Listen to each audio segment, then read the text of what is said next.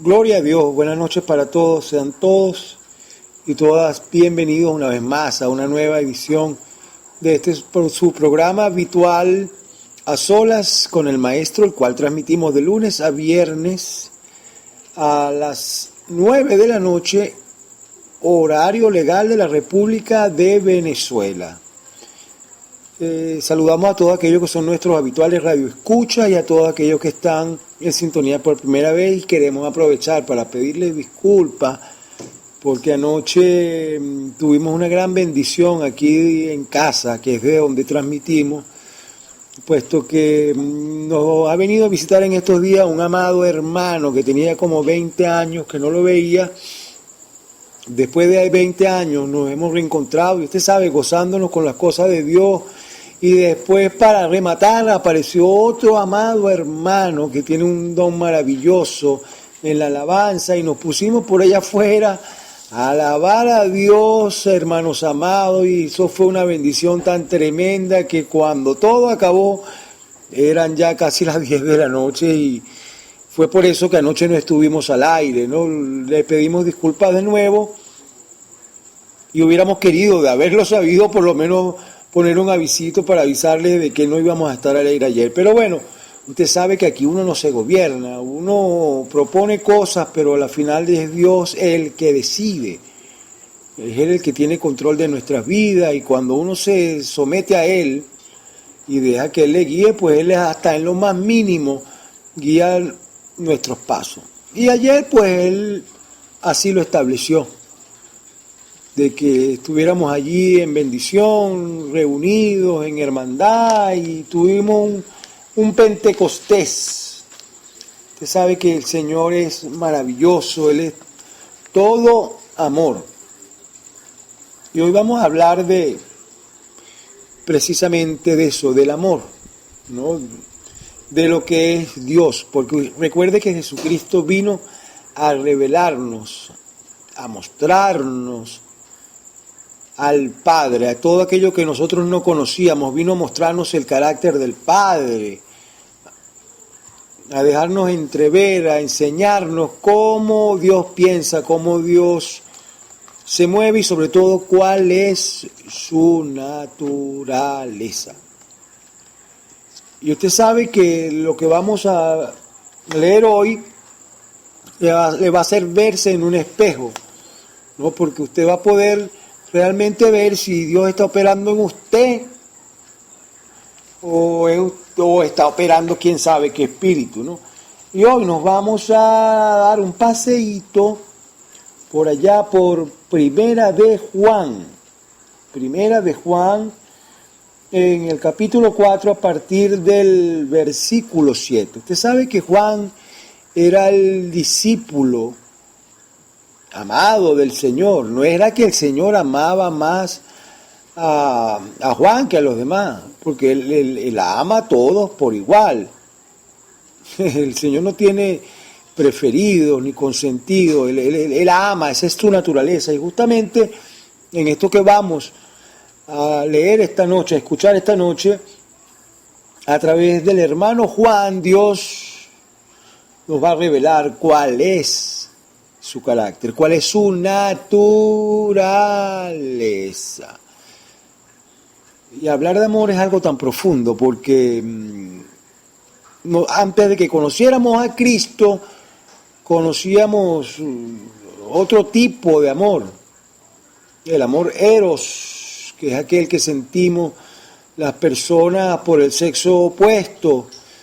Después está otro tipo de amor, que es el que sentimos por nuestros familiares, por nuestras madres, pero yo particularmente el verdadero amor lo conocí cuando me fue revelado el amor de Jesucristo.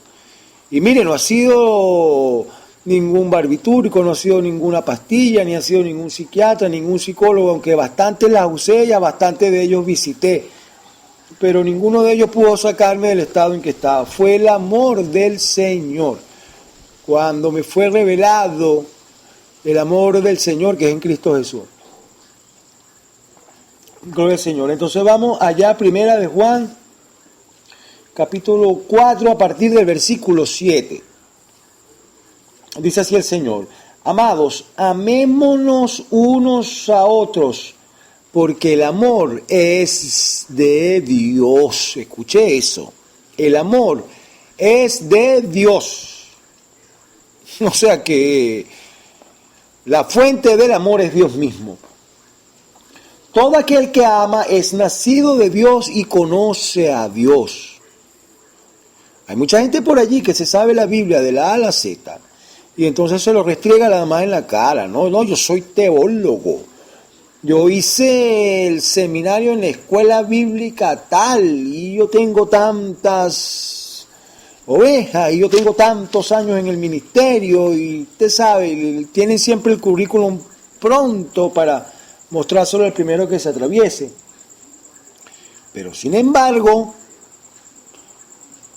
usted ve su proceder, su actuar, y lo menos que usted percibe es amor. Entonces, con toda esa sabiduría que ellos profesan y que dicen tener, si no ama, no ha conocido a Dios, y mucho menos es nacido de Dios, aunque sea el apóstol fulano, aunque esté en la iglesia decano, a que sea lo que sea.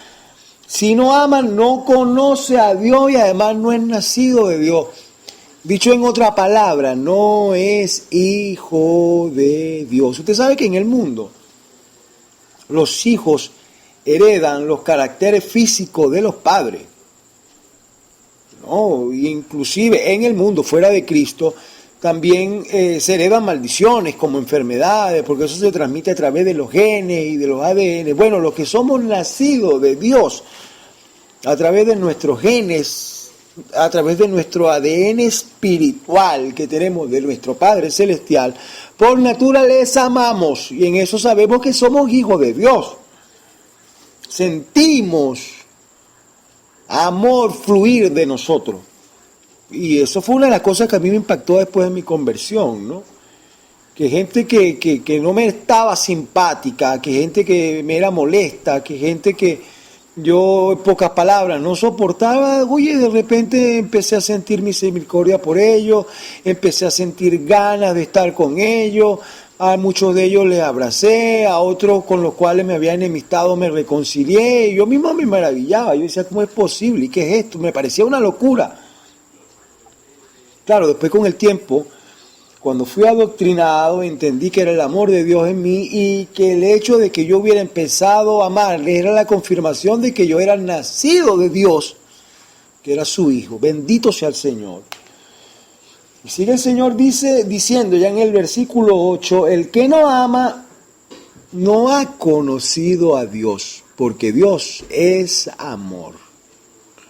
Mire, si usted supiera los gritos de aleluya que yo vi cuando oí por primera vez esto, porque fui criado en una familia, no digamos que eran fervientes católicos, pero el temor de Dios estaba siempre presente. Mi abuela, mi mamá, y entonces me llevaban con frecuencia a la iglesia y conocía al cura y toda la familia estaba rodeada de gente muy religiosa y observaban la Semana Santa y las festividades santas esa de la Iglesia Católica, y de una manera u otra estaba presente el temor de Dios, pero por la ignorancia, ahora lo sé, pero en aquel tiempo no lo sabía.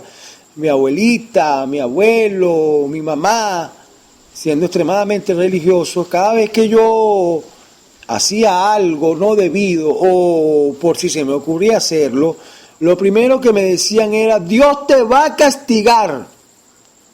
Y entonces yo crecí con una imagen de un Dios castigador que tenía una vara en la mano, una correa, un palo para darme por la cabeza, y entonces uno muchacho al fin, en edad de adolescencia, sentía deseos naturales de hacer cosas, no recuerdo ahora cuáles, porque el Señor canceló mi pecado y también lo canceló de mi mente, pero cosas que eran normales, cosas que hacen todos los jóvenes, montarse en una mata, qué sé yo, o hacer alguna travesura, como tirar una piedra para dentro de una casa, y lo primero que te decían era eso, Dios te va a castigar. Y yo sabía ciertamente que existía un Dios. Y quería conocerlo, pero me lo presentaban como un Dios vengador. Y eso me infundía más que respeto, me infundía miedo, me infundía terror. Y entonces cuando me pasaba por la mente hacer alguna cosa mala, primero el temor de saber que iba a ser seguramente castigado por mi madre y por mi padre, por la falta cometida. Pero después el terror de saber que Dios me iba a castigar, y ahí sí que no sabía cuál era el castigo, porque el castigo que me iban a dar en casa lo sabía. Agarraban una correa, me daban 4 chaparrazos y de ahí no pasaba el asunto. Pero cuando me decían, Dios te va a castigar, wow, yo pasaba noches enteras pensando, Señor, ¿qué miras a hacer? ¿Me vas a dejar mudo? ¿Me vas a dejar paralítico? ¿Me vas a dar un palo por la cabeza? ¿Me vas a dejar ciego? Eso era lo que el diablo sembraba en mi corazón, producto de lo que proclamaban los ignorantes de mis abuelos, de mi abuela y de mi mamá, de todas las personas que estaban alrededor, inclusive los mismos curas. Ellos fueron los primeros, porque nuestros padres y nuestros abuelos eso lo heredaron de ellos. Que Dios te va a castigar. Y qué gozo cuando yo descubrí que Dios es amor.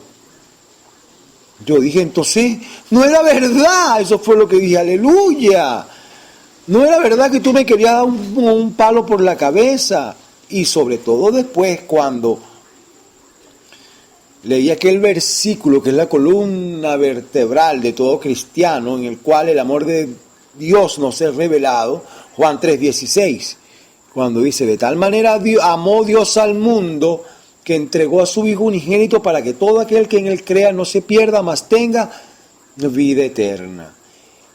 Y entonces la primera vez que yo escuché hablar de ese amor del Padre que amaba tanto a la humanidad perdida, que amaba tanto al drogadicto, que amaba tanto a la prostituta, que amaba tanto al asesino, que amaba tanto a la humanidad, que tuvo que dejar su trono, escuche usted eso, tomar forma de siervo, venir aquí a la tierra a pasar necesidades, a ser escarnecido, a ser aborrecido, a que se burlaran de él. Y lo hizo con un solo propósito, salvar a la humanidad perdida del mismísimo infierno, la cual estaba destinada, y además reconciliarla consigo mismo. Qué bravo eso, ¿no? Usted se ha puesto a pensar eso. Dios nos reconcilió consigo mismo. No había solución para la humanidad. La humanidad no podía hacer ninguna cosa para reconciliarse con Dios. En los tiempos antes de Cristo, pues el sumo sacerdote entraba, hacía allí sacrificio y los pecados del pueblo eran cancelados temporalmente, mas no de manera eterna. Pero el precio que Dios exigía lo pagó Él mismo. Él mismo se hizo siervo, vino a la tierra, se humilló hasta lo sumo, se fue a esa cruz y por su misma sangre recibimos el perdón inmerecido. Y todo eso por amor. Imagínese usted cómo cambió eso, todo mi esquema mental, ¿no? De haber crecido en eso y de haber creído por 33 años que el Dios del cual me hablaban era un Dios vengador y que además de eso me iba a castigar. Aleluya, nada más lejos de la verdad. Y fíjese que sigue diciendo el Señor allí, primera de Juan, capítulo 4, en el versículo 9, dice que en esto se mostró el amor de Dios para con nosotros, en que Dios envió a su Hijo unigénito al mundo para que vivamos por Él. Exactamente lo que estábamos hablando antes, lo que acabamos de decir. Y note que dice para que vivamos con Él, y eso es porque estábamos muertos en nuestros delitos y pecados. Y Él vino a darnos vida, y en una vida en abundancia además. Ahora, hay muchos por allí que se jactan, ¿no? De que, no, tú sabes, cuando yo busqué a Dios, cuando yo me acerqué a Dios, cuando yo me dispuse a amar a Dios,